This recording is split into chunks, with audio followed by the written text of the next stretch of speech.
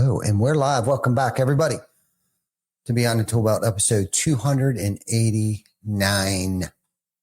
I'm your host, Ty Cobb Backer. Thank you for joining us on this Wednesday edition, and we will be back right after our short intro from our sponsors. GC Backer. Roofing, siding, windows, gutters, solar. Roofing, siding, windows, gutters, solar.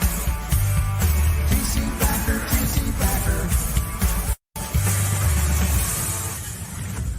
Welcome to Behind the Tool Belt, where the stories are bold, the conversations are real, and the insights come to you live, raw, and uncut. Every week, host Ty Cobb Backer sits down to bring you the stories, the struggles, the lessons learned, and the wins. No filters, no scripts, just the truth. Please welcome your host of Behind the Tool Belt, Ty Cobb Backer. I feel like there should be like an applause there, like a background, you know. There it goes. Oh, I heard it. I heard it in my head. Yeah, people laughing at me. No, I'm very paranoid. I feel like they were laughing at me. Yeah. It's a good intro song. Okay. Well, welcome back. Welcome back. We're almost approaching the 300 mark. 300 episodes. Wow. Next week will be 290. When was our 5-year anniversary? Right after the 4th. Yeah. Yeah. What's the date? Did we figure that out? How many episodes is 5 years? It was back in January. Okay, it's back in January. Okay. Well, I'd like 300. 300 is a big round number. Sounds good. So we'll have to do something special for that. We'll also have to do something special for our 17th anniversary. I don't know what yet, but like something, maybe rent out the Wyndham Garden, something, and have a big feast for the fam. Have some people fly in town, maybe have a speaker, something, bring Erico, Tim Brown in or something. Have a real blowout bash for the family, the team, our significant others, aunts, uncles, brothers, all that good stuff. So anyhow. Like a conference hoedown. Yeah, like a little conference, a little celebration, 17th. I mean, 17 years. I can't believe it's been 17 years. Oh, that's almost like old enough. Yeah, but yet still like, man, I'm still learning so much. Man, I thought a couple times there, I thought I had it, starting to figure it out, get it dialed in, and then something, usually an outside situation kind of veers its ugly head, or, there's a lot of people involved. And that's why there's what's called human error. When there's a lot of people involved, there tends to be some errors that happen. And man, it's tough to find grace, but we have to do that. Anyhow, last couple of weeks, we have been talking about amplifying your brand, developing your company's culture through leadership, creating lasting authority. John, what are you looking at? Vic. Okay. While expanding your market presence and the 7-part framework that helps you connect with homeowners, build trust, and serve more homeowners. Today, we have our very own. Known this guy for a long time, longer than I realized, until he reminded me of something of where I first met him probably 20 years ago. But our very own Google Johnny, AKA GJ. John, welcome to the stage. Hello, everybody. I'm so glad to be here because I love these people. Just love it. And you're happy. Yes. To be here. No, that's good. I'm glad you're here. And I think I've learned so much from you over the years, and you've helped push me, motivate me to want to dive deeper into brand awareness, marketing, omnipresence, all these things that, I picked up and got inspired and was inspired to learn more about. And we met each other, I think, at a if my memory serves me correctly, from a conversation that we had not that long ago, actually, where you reminded me that I attended a Chandler event or conference or something. I don't even remember. Yeah, there were 2 events. Was there? Sort of the ERN and Sandler training. Chandler training? Yep. You were a guest of Jack Oh, Jack Lair. Lair. Yeah. So I've known Jack for a long time too. Yeah. Who we actually still do business with today, which says a lot about him and myself and you, because a lot of people, I don't think a lot of people can actually say, can you, how many people can you count that you've actually had true relationship, partner, friendship, 10 plus years outside of your wife? I think it may have happened 3 times. You would be the most recent. Right. And I don't know why that is, but there's quite a few people that we've been in business with, have done business with, partnered with. I heard that a long time ago, and I strive to make sure that happened. But definitely, you're one of them. Jack Lair's one of them. Eric Brewer, friend, mentor. Jack, same thing, friend, mentor. Do a lot of work for him. No. And Vic, I've known for a long time. I'd say over the past 5 years or so, we've grown a lot closer. Same with you and myself here, John. But anyhow, not to continue down memory lane, but to bring you in the fold on the last 2-3 weeks worth of topics here. I thought we could talk about websites and maybe Google a little bit, because you're my dad. I think he coined your name, Google Johnny, GJ. It's transitioning, I think, from JG or G. I don't know. It's just GJ. like the world's moving sort of off of Google and into AI. Yeah. Yeah. Well, let's talk about that a little bit. What's been your experience, probably more recently than anything, as I know you've been diving a lot into this AI, artificial intelligence. Yeah. So give us something most recently that you've discovered that could potentially help someone who might be listening. Sure. Been using AI tons every hour for the last month. Really? Yeah. And helping me be more productive and create things faster. Just yesterday, I created an entire song. Whoa. For your father. Really? For Like a jingle. For Monterey Pass Steakhouse. Okay. It took me 2.5 minutes. Whoa. Which is a quite abbreviated time frame for, when I created the TC Backer jingle. Yeah. That took about 2.5 months. Might have been longer. To lay the tracks and record it and do the parts and all the Yeah. stuff.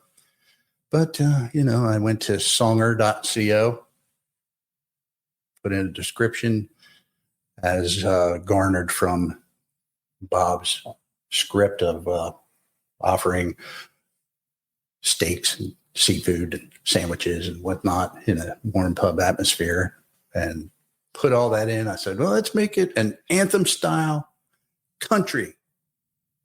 And then the minute clock ticked by, and boom, there was a whole 3.5 minute song. Blew my mind, which was good. Although I have discovered not just cool things that you can do that are more fun than productive, maybe, but just the diving into our StoryBrand style 7 component narrative frame structure for how to speak to your customers and engage them. That's been super helpful. So what you're saying is it has helped the velocity, your workflow velocity, right? You're able to get more accomplished in a timely manner. Yeah. Okay. So when you created this jingle or song, was it was it like one and done? Were you able to edit it? Like, did you need to edit it?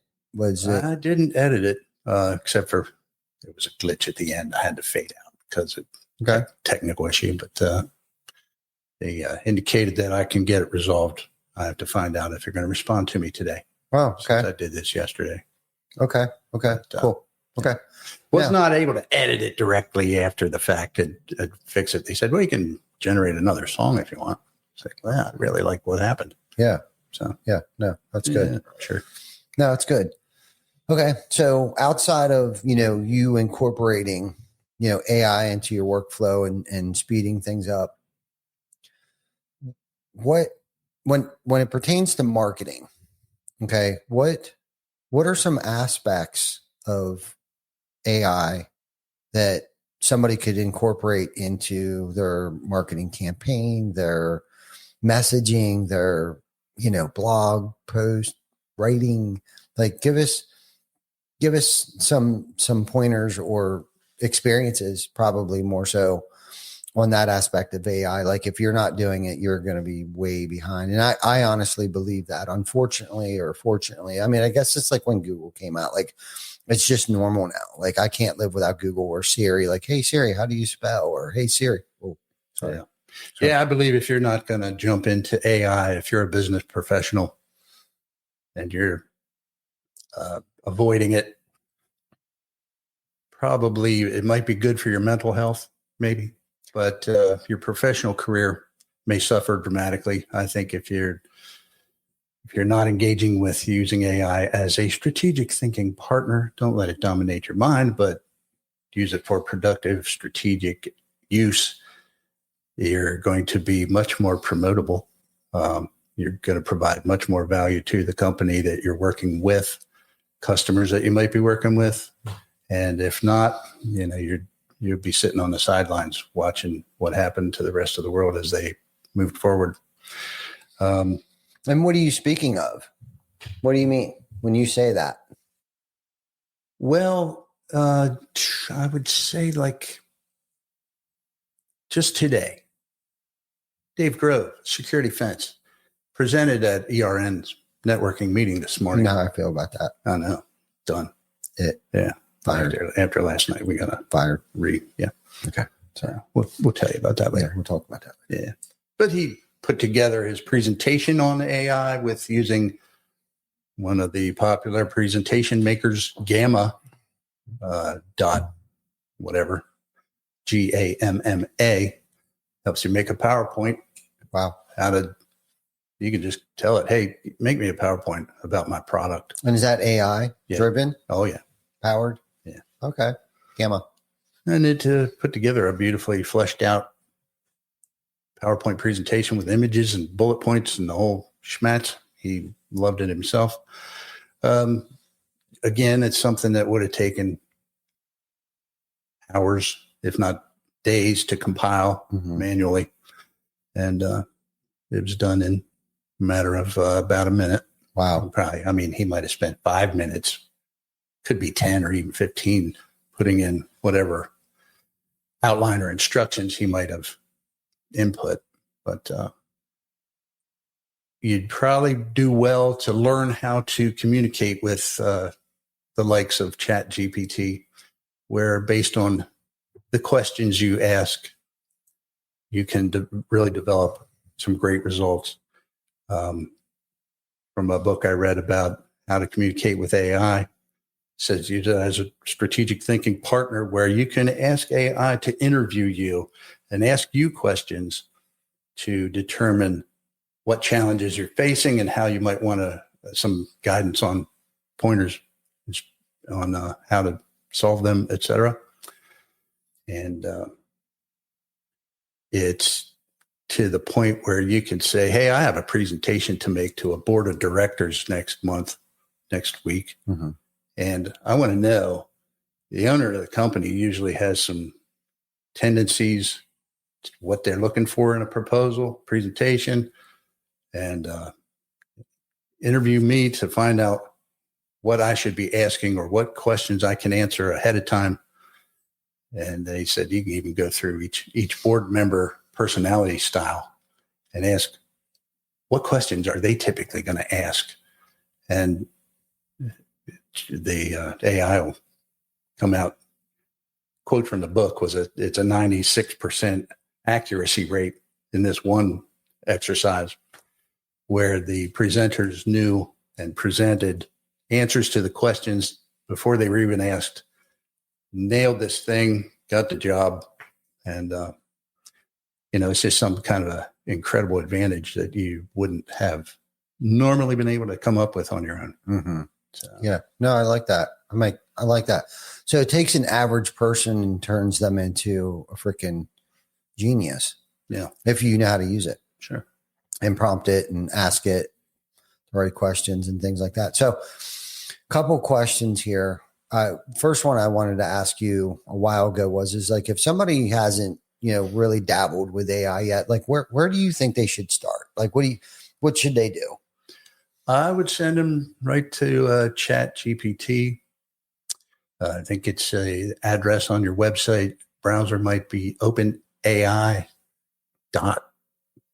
don't even know what the address is. I haven't saved on my laptop. Yeah. Well, something would probably pop up, I would imagine, pretty quickly nowadays. Yeah. And I know Google's kind of leaning towards AI as well, too, especially if you ask it something, it kind of gives you the AI version of it. So there's multiple platforms or places to find, there's the open Chat GPT, and you were talking about the Gamma. I actually seen that. I think it was a Facebook ad or a campaign or something that I saw. But I know Google now has Gemini or Genie. Yeah, Gemini? there's Google Gemini, Microsoft Copilot. Yeah. Perplexity.ai. Yeah. Yeah. So there's many places to find it and use it and utilize it.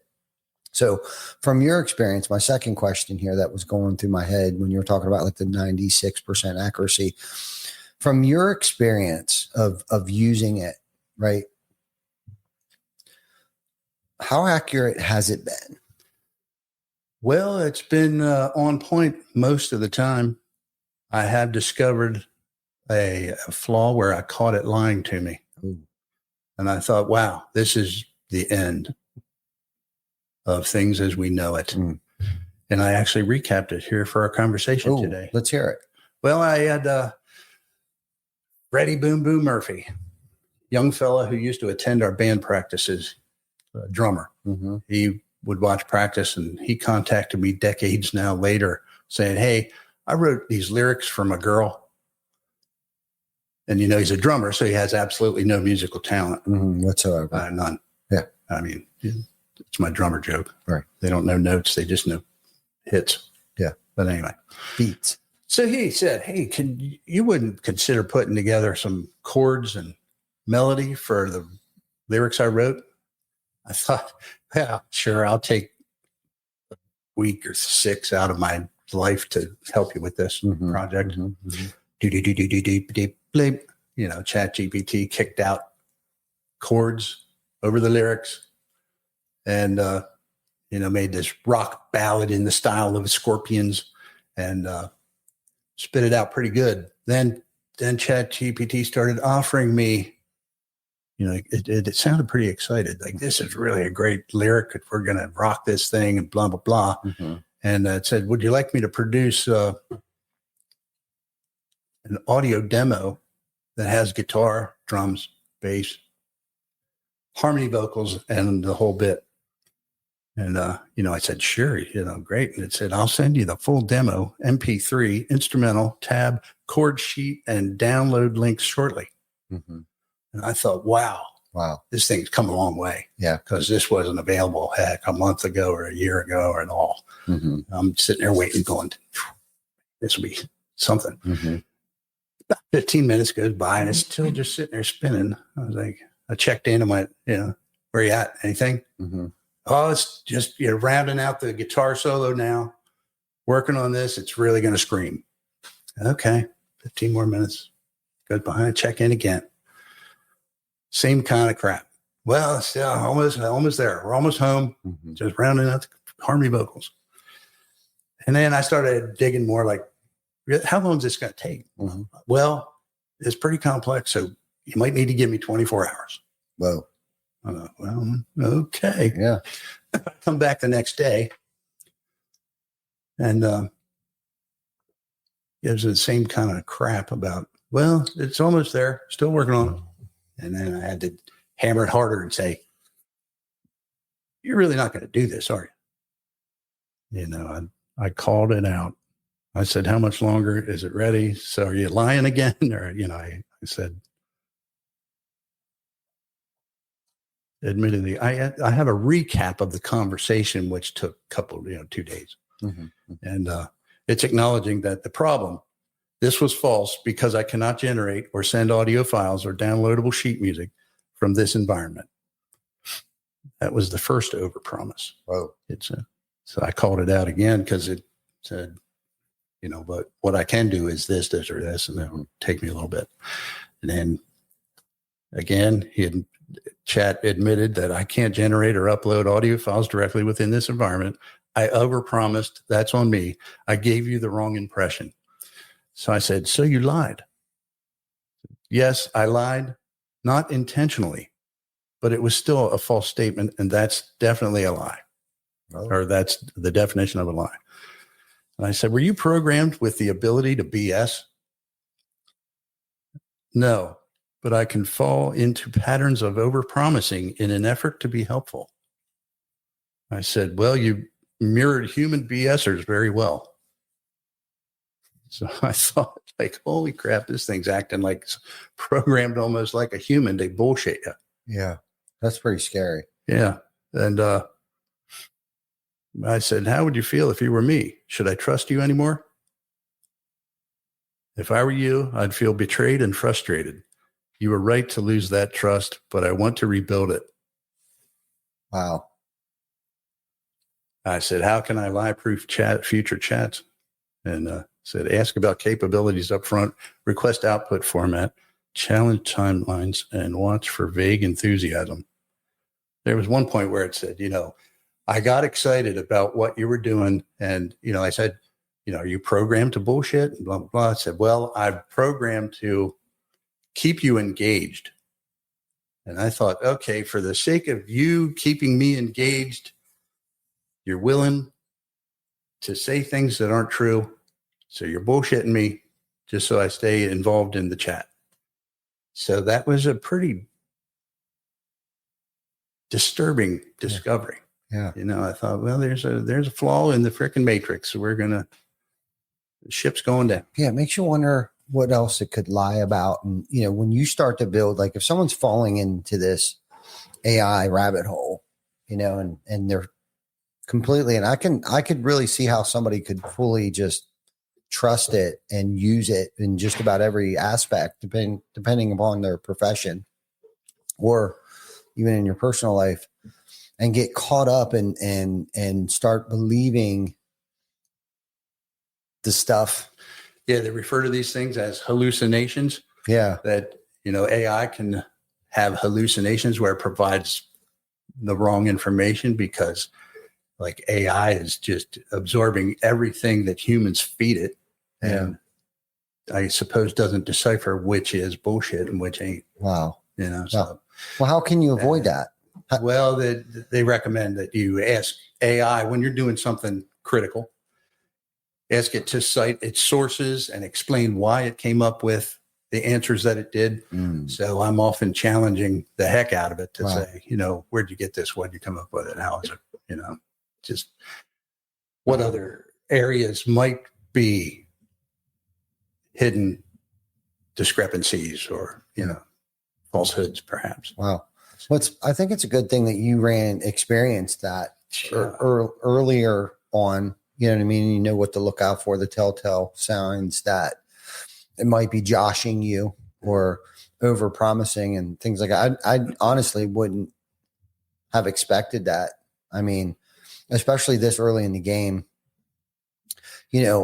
but I couldn't imagine that it'd be able to write you lyrics and write lyrics. Yes. But like come up with sheet music and I have no idea. I've used it. Trust me. Like Brian Good said on here, he uses Fathom, utilizes that, the note taker and stuff like that, which I actually enjoy that because if there's some meetings that, you know, Zoom meetings or Google Meets and stuff like that, I actually go back through and I read the notes, especially meetings that I wasn't able to attend and stuff like that. And I guess I'm throwing this out there. Like, you need to be careful with that too. Like, if you're talking shit or, you know, I had that exact conversation this morning at ERN. We were talking about things we may have learned recently and how we get to learn them. Yeah. And then AI came up and I said, watch out. There's another pitfall to watch out for. I said, if you're doing those meeting recorders like Fathom, that give a transcript, I said, be aware they'll send a transcript to everybody that's in the meeting after the meeting's over. I said, if you might catch yourself talking about somebody who's late, they're going to get the report. Right. Yeah. So you watch yourself there, buddy. Yeah. Yeah. Funny. No, but it's good. It's great for note taking, because, you know, there may have been some topics too that came up, and I love how it kind of breaks it out per individual and bullet points, you know, certain aspects of the conversation and stuff like that. It really kind of just cleans things up, you know, cleans the meeting up. Nice summary and action steps that you need to be taking. Yes. John said he was going to investigate the Right. report. Yeah. You know, and I got to get used to utilizing that more often and things like that. But, you know, it's very interesting how it, in such a short period of time that it is involved. And Vic commented in here too, where, you know, he uses it in, you know, assisting him and getting things done quicker. And I think where Vic is at, and, you know, I'm probably putting words in his mouth, but not that he doesn't know how to use it, but I think his research, there's so much and capabilities that it does, you know, and I think he's really starting to dive deep and hone his talent into, you know, creating voiceovers and different settings and backdrops and cleaning up, you know, just things like that, and just making it a lot quicker. Cause I know he used to manually do a lot of the shorts and the reels, and not that he still doesn't do that stuff. And when I was thinking, and when I was talking about like the editing, like editing that song that you did, I know for a fact that Vic has to edit every single one just because it's not his liking, you know, any reel or any type of content that he puts out there. But it is definitely fast forwarding that process and making it a lot quicker to bust out a lot better content. Whether it is for, you know, podcasting or advertising for your company. We did some scripting yesterday and took some shots and stuff like that. And, you know, I'm super excited to see how that stuff's going to turn out, you know. So when I was asking you those questions earlier, like, if you're not using this, you know, I don't even know how many hundreds of thousands of dollars that it could potentially save a person in the position that we're in. Okay. Of outside, you know, hiring like a complete dedicated team to editing and videotaping and audio correction and like all of these things. Cause I'm guilty of saying you know, cause sometimes I'll say something to Vic.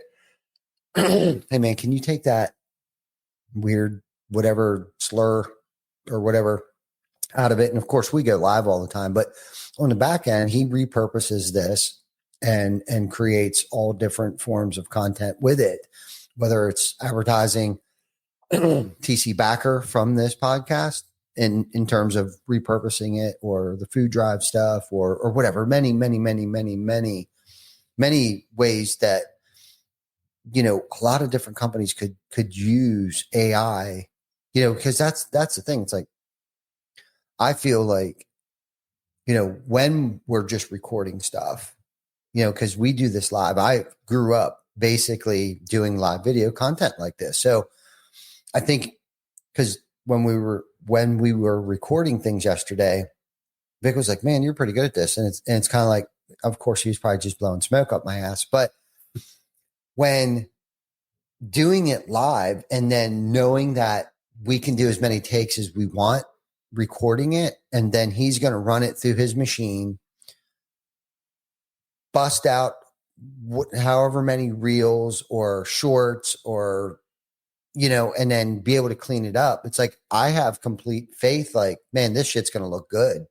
It's going to turn out amazing, and that's what I mean. Cause it still takes work. It still takes time to carve out that hour to create a commercial. And literally he's trying to perfect these videos to be studio quality, commercial grade TV, type of videos that he's utilizing AI to perfect the sound, the lighting, how I'm speaking, how I look, you know what I mean? And I find it so fascinating. And I'm actually kind of grateful because I know 5 years ago, dude, when we were doing those shows, when we were traveling, not even 5 years ago, but 2-3 years ago, when we were fully inundated with it, I'm thinking we need 2 or 3 other people. So Vic can chase me around with a camera all day.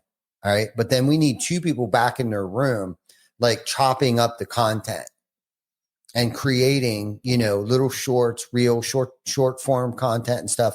So we can promote, not just where we're at, but like advertisements for Hook Agency, right? So we could provide and offer, different marketing for our sponsorships and things like that. Well, long story short, that shit never happened.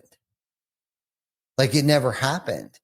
One, because I don't think for a fact we weren't utilizing AI back then. 2, I don't think AI, just that 36 months ago, I don't think AI had necessarily the capabilities that it does today. Obviously it doesn't, but there are many different facets or purposes that I really feel as much and as painful and as scary. I guess that's what it comes down to. Fear of like, oh my God, artificial intelligence is here, right? It's here.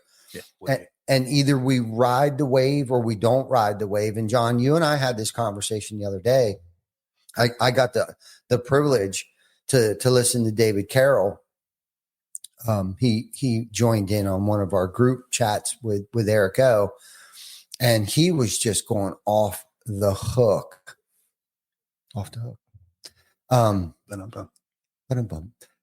About AI and the sophistication of it. And like, we should like seek a 30 young, late 20, early 30 person that does nothing but AI.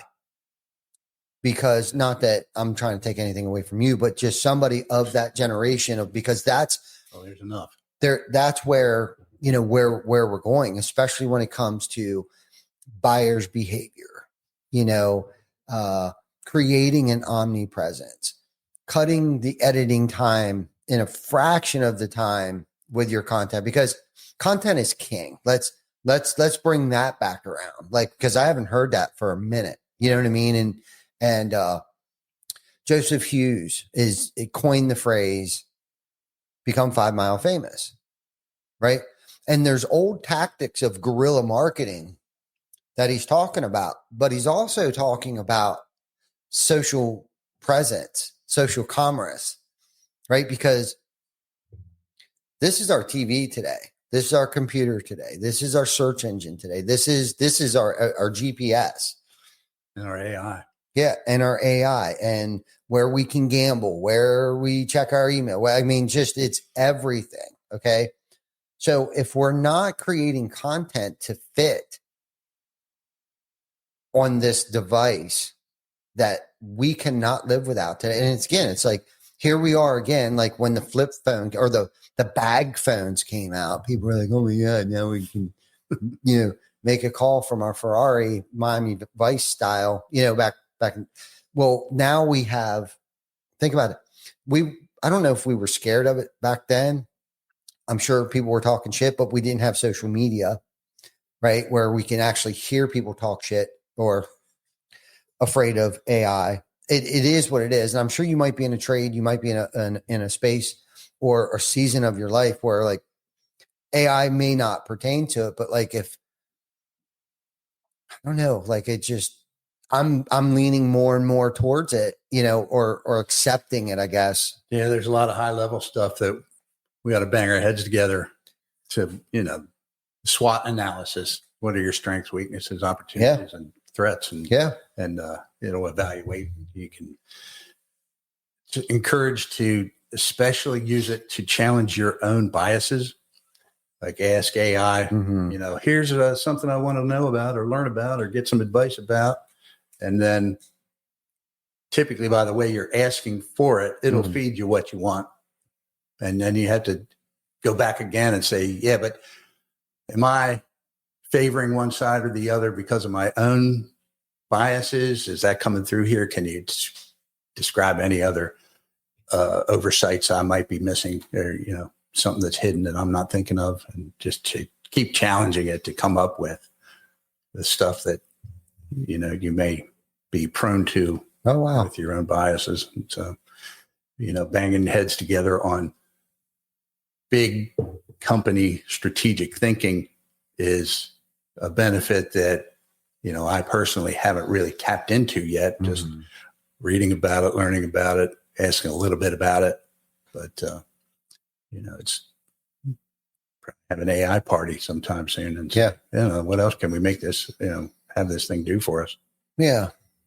As rapidly as it's changing, where would you say would be the best resource for someone to get educated on AI? I know you mentioned a book that you read, but I would imagine I'm not saying that book's obsolete. Could be by now. Yeah. Do you know what I'm saying? But like where can you get real time advice or tutorials or learning with AI today? Yeah. Well, pretty high level, the book and website that goes with it, AI Leader, is a pretty good resource. Okay. Describes everything to ask, gives you prompts that you can use to get started in a more high level kind of way. You can join their community for $25,000 a year to be part of the top, C-level discussion group on how they're using AI to conquer challenges, et cetera. I'm not ready for that quite yet. I mean, $25K a year, when that's luxury money and a cheap change, I'll do it. But, I would recommend keep an eye on my son, Young Ty of Flash Avenue. He's putting together a free webinar for folks that spawned by the conversations at ERN with some of the folks there that said, well, I don't even know where to start. I don't use it. Blah, blah, blah, blah. I use a CRM and I like zoomin.info that gives me information about who's who in a company. But so Ty's putting together a perhaps frequent or a regular free hour-long webinar that he's going to host and show cool tools, how to get started, provide some prompts that you can use to say, well, hey, ChatGPT, I want you to act as an interviewer and ask me questions about this or any situation. Interview me until you have enough information that you can determine what challenge I'm facing and how you might make suggestions on how to resolve it. Or so that's great. If you're just getting started and have never even touched it, I would just go log on to ChatGPT and start asking it questions, or just say, hey, what do most people use this for? Where do I start? Yeah. And it'll answer your stuff and get you moving. That's great. That's good. That's good. I like the idea of the SWOT analysis. I wrote one, and I'm curious what would happen if I ran it through ChatGPT. I might have to do that this afternoon. I would just copy paste that thing in there and say, shred this to hell, Right. Yeah. Or what am I missing? I like the thought when you said that, like what corner am I not seeing around? Yeah. You know what I mean? No, that's great. That's great. It's excellent at coming up with. Yeah. Okay. Based on all the other business in the world, they look at these things too. Yeah. You'll get that. Yeah, no, that's great. Like, no, I know it's writing code now, and I think in that SaaS space right now, I think there's a concern of like code writers may become obsolete. But I mean, I don't think that's ever going to happen, because even though there's more coders than there probably ever has been, especially stateside, and who knows, they probably have been using AI to produce a lot of these codes. And Well, they should be. yeah, they should be. Yeah, but the coders, they know more of what to ask for Mm-hmm. and what to look for and what to make sure it's working and to have it be the way they want it Right. than, me. Mm-hmm. I'm not a deep dive coder, so I rely on other folks for that and perhaps AI for that. Right. What's David Bruder? He said, when am I able to coach Ty and John for coffee or Marco's hot honey pepperoni pizza slice? Oh, catch. Okay. He said catch. Okay. Got it. Is that Dripzilla? Dripzilla. Yeah, messing around with the 7 components of a narrative for TC Backer to remove all the noise from our messages to our potential customers, Mm-hmm. hone it down and refine it. I know we're both working at it at the same time and marrying them together. And, one of the concepts in the StoryBrand concept of the narrative, make a story for your marketing that has a character who is the hero of the story, which is your potential customer. Mm-hmm. They have a problem, identify the problem, and make it about them and their problem. Then they meet a guide. Yeah. Who is TC Backer. We're going to help you solve your problem. We're going to give you a plan, get an inspection, book your appointment to get your inspection, sign up for a roof. Yeah. We're going to help you avoid failure, ruined furniture because your roof leaked the whole way through your house. And we're going to help you garner success. Foundation is strong and your home secure. Mm-hmm. And the other component is you could consider having a villain in the story who the character has to overcome and battle. And for the roofing concept, I started playing with the idea of, is there a villain style concept, whether it be, just a leaky roof conceptually, or does it actually have some kind of a caricature identity that could be developed? So then I came up with taking credit for AI's work. Mm-hmm. I said, can you recommend a few? And it gave me a list. Mm-hmm. And I thought, hey, Dripzilla, that's pretty cool. Mm-hmm. Mm-hmm. I said, can you make a caricature for that? Mm-hmm. And boom, came up with, again, Dripzilla. That's awesome. So, Love it. the next step, I'll be chopping that up, giving it to Vic. If it makes sense, if we agree that, hey, we'll use Dripzilla as a villain for our marketing, we can chop that thing up and make videos of Dripzilla attacking the house. Yeah. No, I like that. I like Then we destroy him, of course. Yeah. Of course. Let the homeowner be, the hero, more the guide.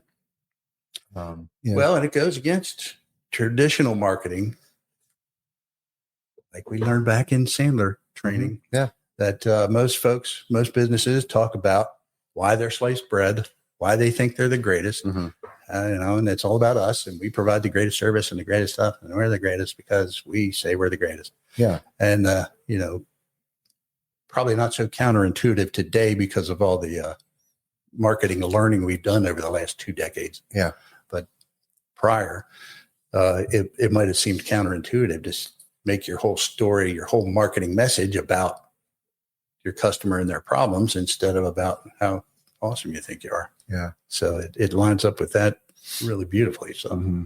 Yeah. No, well, it positions yourself as the trusted local expert. Yeah. And that's and how you're here to serve them. And that's really what it comes down to. Yeah. When like you said with the Sandler thing, and I think it just kind of gets, and that's like a sales technique. Your website should be a 24 7, sales machine at all times, and not very confusing. And I think, at least from our experiences, like we have the opportunity to experiment with certain things. And I think we've gone through a lot of like experimental phase. Yeah. I know I've gone astray on several occasions. Yeah. Over the years, which is fine, and you kind of get caught up in this pattern interrupt, but I don't suggest that for somebody getting started out. I think what needs to happen is keeping it, we've been talking a lot about, keeping it simple, talking about what it is that you do, how you can help, and basically jumping right to the point, how can we get a hold of you? You know what I mean? At the end of the day, that's really what it comes down to. Having that, that one-liner that is really easy to remember for them, really easy for your team, that your team can remember, the sentence that describes what you do in a way that's easy and repeatable.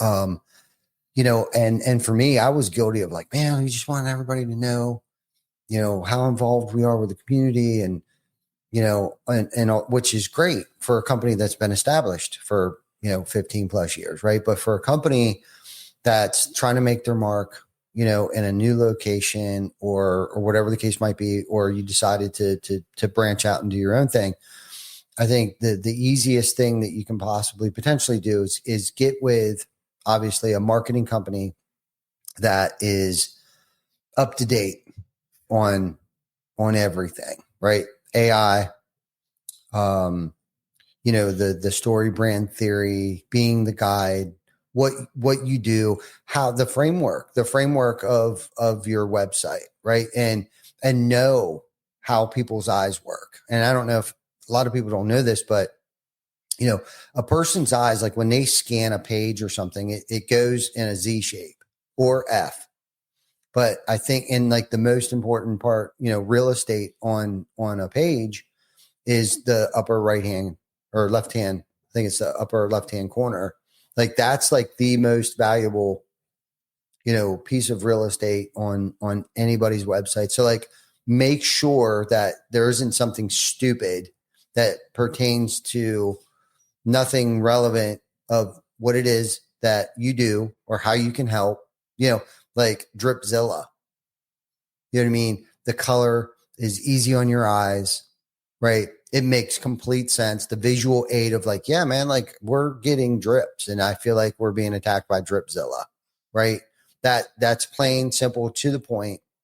And not that you don't want people to know what you do within the community, but it shouldn't be the main focus of your website. I mean, I think we kind of ran into that a little bit because we're very excited about things that we've done, things that we've accomplished and all that stuff. But basically, clear header, right? Value props, guide, plan, call to action, all those things. And outside of that, it's just noise. Yep. You know what I mean? Yeah, I still got a lot of noise going. Cleaned out. Yeah. I'm really surprised you haven't had AI create a new website. Oh, it's coming. Yeah, no, that's good. That's good. I think this is a good topic. I guess there's a small group of people talking about AI. I think this is probably one of the first, real deeper conversations on AI and many different ways and forms in which it can be used professionally, personally, all that stuff. No, I like it. I like it a lot. I'm a believer, unfortunately. I think my biggest fear is like, I don't want to rely on it solely where it's like, I can't think for myself, because then I go back to the days of like Garmin. Yep. Okay. Like when Garmin came out and GPS, I remember using a map go into Rutter's, Wawa, whatever over there. I don't even know if they still sell them or not, but there was a York County book, right? Find an address, figure out my route for the day. You know, I got a service here, service there, and plot it out. And that's what I did. And I'd get lost and I'd have to stop and I'd have to pull over and I'd have to ask for directions and things like that. And it's like, now I can't even get across town. I swear to you, it's difficult for me to get across town without asking, hey, Siri, dang it, I did it again. That didn't work. Give me the address to blah, blah, blah. Right. Yeah. You know, so my biggest fear and still is, but I'm aware of it because I have experienced some form of, I don't know if GPS Garmin is a form of artificial intelligence or not, maybe probably. But it ruined me. I mean, it's shit. Spell check has ruined me, you know, on my phone, just busting things out. I got spell check turned on. It's like, you know, I've turned it off because like it's making me less intelligent, less book smart, less, you know, not emotional intelligence, but shit. Oh man. Just regular old plain intelligence. Logical shit. A lot of kids suffer from it nowadays is the being able to overcome objections. What am I critical thinking? You know, Yeah, that part's gone. yeah, obviously. like right. And I see that in myself where it's like, I'll just search a crowd, ask what's her nuts on my phone real quick to, you know, Yeah, give I me try to be cognizant of that using AI. I'm making reports, having it make reports, having it think. right. Yeah. All right. You know, so that I'm still a little leery on that, you know, because I like to write. I really like when I found myself in a good space this morning. And I wish I would give myself more time to do that. But I had said earlier to you that I came up with an SOP and based upon some of the topics that we've been talking about and framework and things like that. And I was really just, it felt good to, and of course with the assistance of spell check and a couple other things, which has actually made me a better writer and faster, not get stuck, pull out the Webster, finger through a book, you know, to figure out, is this the word that I want to use? Is this, do you know what I mean? I picked the phone up, I ask it, hey, give me another word outside of blah, blah, blah, you know, to use it is definitely, expound my vocabulary a little bit, you know, and without that, I mean, I don't know if I would be where I'm at if it wasn't from the assistance of certain forms of AI, not necessarily the chat GBT, but, and I'm going to throw, I don't want to say her name. I'm going to throw her in the mix of, because I don't want it to speak to me. All three things light up when I say the S word. But it has really helped me. You saw, I helped a couple of people, co-authored in a couple books, and I used it to help me, you know, whether it was with spelling, whether it was what word should I use in place of, you know what I mean, certain things. And it went a lot quicker, you know, so I can keep that flow state going. I guess that's where I was trying to, that was my point was, you know, it's helped with my flow state to keep moving forward instead of getting hemmed up and then experiencing writer's block, because I suffer from short attention span. Like if I get hemmed up on something and I get a text message, game over. You know what I mean? Or a phone call comes in. It's really hard for me. So it's helped me really, you know, some of these tools and things, you know, so I'm guilty of not, you know, using it, which I should probably definitely use more often. AI, that is. Yeah. My concern is the closer it gets, the further it gets, everybody else is starting to use it. And I talked to Dave this morning, shared my concern that, holy crap, if they connect our brains with Neuralink to Well, this shit, Which priority is happening? I'm going to be talking to somebody else who's connected to AI, and I'm going to ask him, how are you feeling today? Right. And do I get an answer from him, or do I get AI's answer that he referred to? And, by the nature of that, I think we're all going to lose our own identity over time. Yeah, no, I can definitely see that happening. Well, especially if they do that scary Elon Musk Neuralink stuff. Yeah. Connect your brain to the commune of all other minds together with AI. I even asked AI to research the concept of it, where I read something along a couple of years back about how it was conjectured that much like amoebas, these single cell organisms, they biologically connected with each other to make one giant organism. Whoa. That could then, the reason was for survival and reproduction, et cetera.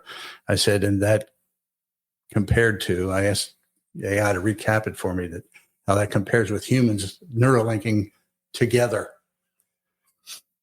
And we have a hypothetical future of using brain-computer interfaces like Neuralink. Individual human brains could be directly connected. Mm-hmm. Potential outcome, a metamind or collective intelligence, sharing thoughts, memories, and decisions. Whoa. The purpose, superintelligence beyond any individual human's capability, instant communication, problem solving, and innovation. That sounds great. Then I asked again, I said, well, what about if we include AI in that connection? And the wrap up is kind of the risks, loss of privacy. Your thoughts could be exposed or stolen. AI dominance. AI could subtly guide human thought or override it. Mental dependency, relying too much on the digital support, and identity blur. Where does you stop and we begin? Mm. So anyway, I just would imagine if we all somehow become connected and have this grand exposure of every thought I've ever had in my life is now available to everyone else in the world. To me, that parallels the judgment day, that in biblical sense, like you are going to be, there could be this amazing transformation period as we all join together mindfully. Mm-hmm. That, wow, there's going to be a whole lot of frickin', probably like not just a 12-step experience of anger, frustration, hatred, and disgust and forgiveness and all the rest that goes with whatever it takes to go through stuff. Yeah. Just to learn everything about anybody and everybody. And they'd learn everything about me and everything I ever thought or did that wasn't very nice. Wow. Probably get locked up. Wow. Yeah. Yeah. I would think there'd be a frenzy until maybe the dust settles and there is one giant collective mind for the good of all. No, we won't do that. I'm going to keep using it on my laptop for now. Yeah, you do that. Anyhow, Yeah. Vic mentioned in here earlier that he created a video of our food drive this morning. Excellent. Didn't use AI. He did not use AI. So, Vic, why don't you run that? Took him 3 hours. Well, it's too fucking long. So, why don't you run that, and then we'll get wrapping this thing up. But before you do that, let's talk about yesterday real quick. Okay. So, yesterday morning, we did what annual is it? Like fifth annual food drive yesterday, which I think we outdid ourselves. I think we outdid last year. I haven't seen any final tallies, but I know from the amount of community support, local businesses, big shout out to DreamWorks and a few other, Valley Tavern, and our team, just the outreach that it worked.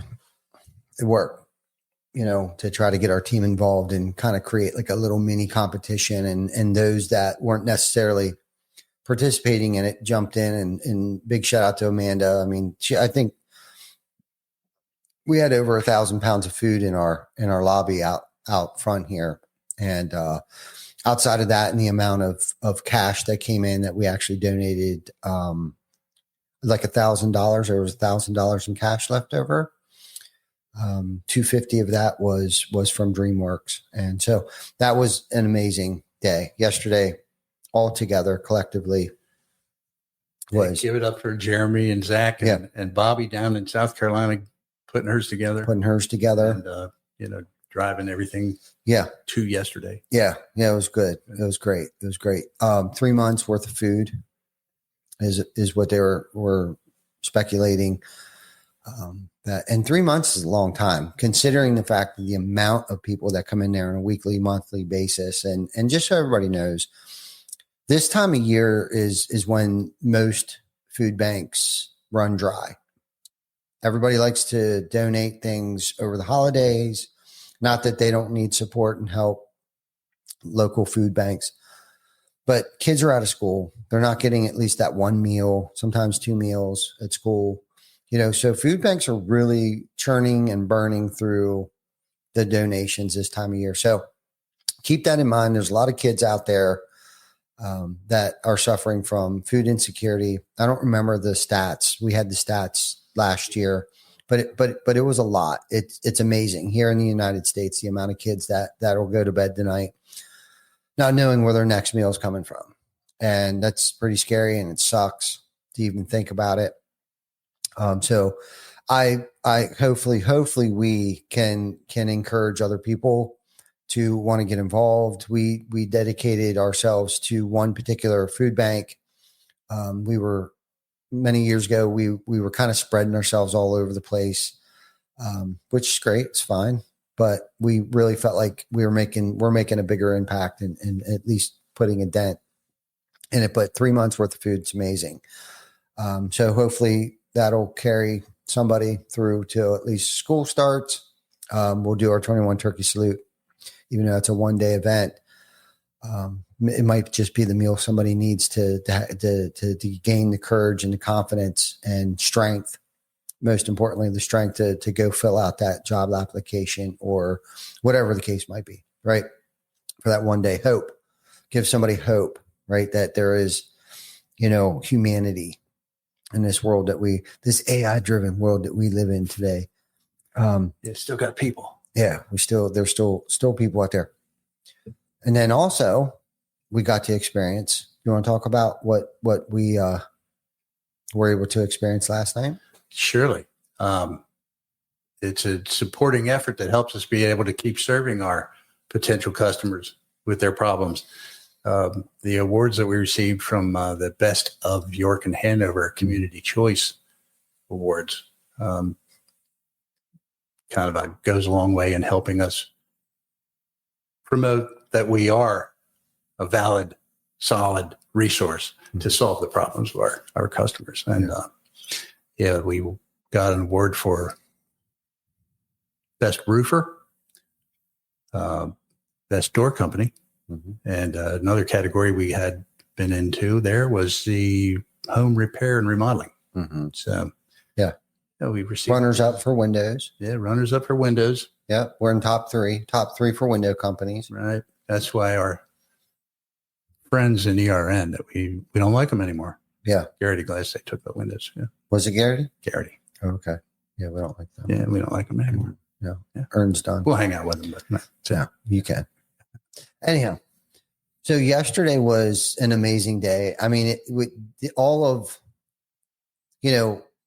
work that we put into the food drive. I mean, just to cap the evening off, the week off, the month off, to sit in that room the competition was stiff this year. I don't care what anybody says. I'll be honest with you, I was a little nervous. And then we were also put in some categories that we've never been in before in the top 3. I won't mention them.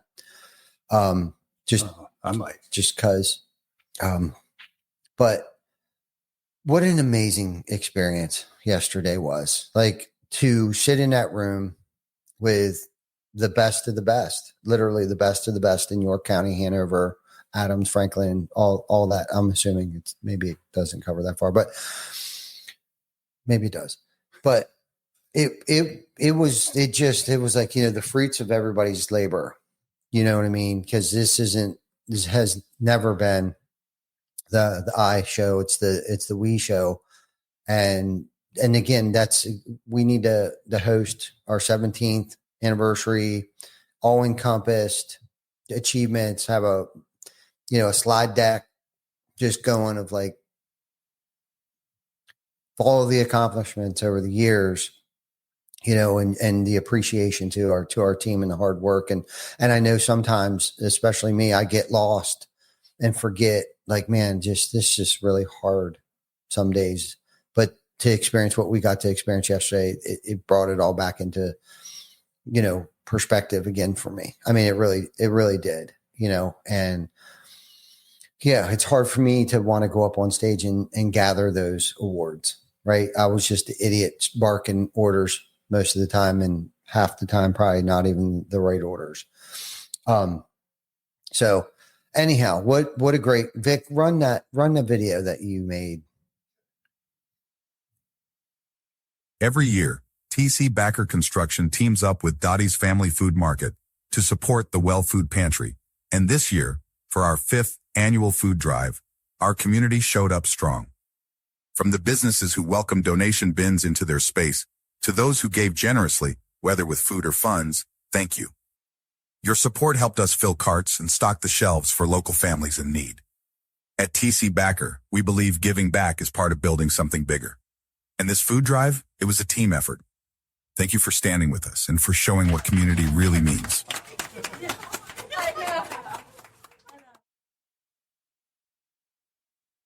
Great job, everybody. Yeah, heartwarming. That was involved, local companies, our team. Like I just can't put it into words. I don't have the words to express my gratitude for everybody.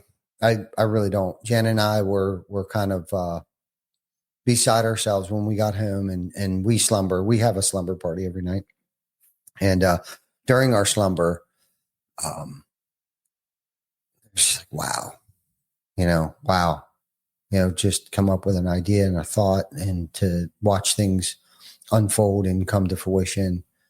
It's amazing. So that's it. I'm going to end it there. So if you're a contractor and you want to learn more, follow us on YouTube or Facebook. We're here every week. Vic's busting out the content.